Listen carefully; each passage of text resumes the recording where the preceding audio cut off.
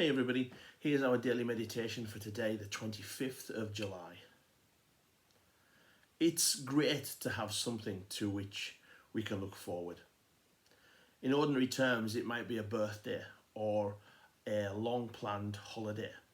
But for those of us who believe in Christ, we have something much more to look forward to than merely these things. We can look forward to being with Jesus from the moment we exit this life. Our text for today's meditation comes from Philippians 1:23 and says this: "My desire is to depart and be with Christ, for that is far better." Paul, in this verse, declares that he is on the horns of a dilemma in terms of the facts of his circumstances.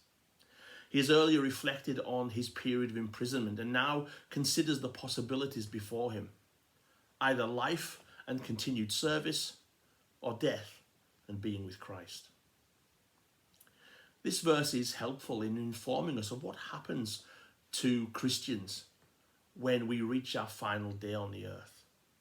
The biblical evidence is that there is a separation of body and soul. The soul continues after death, and we remain conscious in what we call the intermediate state while awaiting our final destiny of resurrected existence at Christ's return on into the new heavens and the new earth.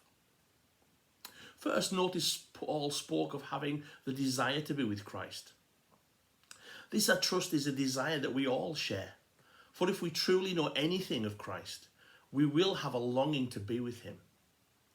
In a sense, he is what makes heaven, well, heaven.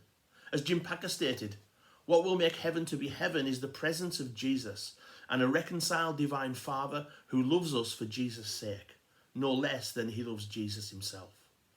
To see and know and love and be loved by the Father and the Son in company with the rest of God's vast family is the whole essence of the Christian hope. Second, we can see that Paul speaks of death as a departure from the body, not into temporary nothingness or unconsciousness, but to be with Christ. If we are with Christ once we've died, then it's certain that we continue consciously aware and existing, being then at home with the Lord. 2 Corinthians 5:8.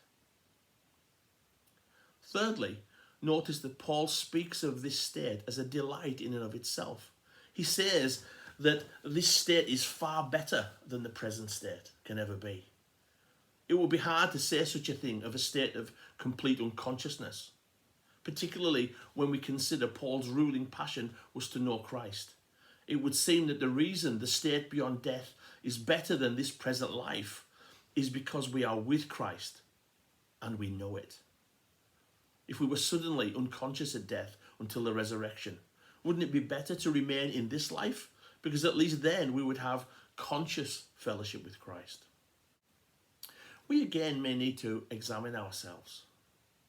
Do we share these biblical priorities and values in life, or are we seduced by the comfort of our present circumstance? Are we walking in awareness of all that Christ promises us in the future, or are we blind to the realities of what is ahead and therefore still fearful?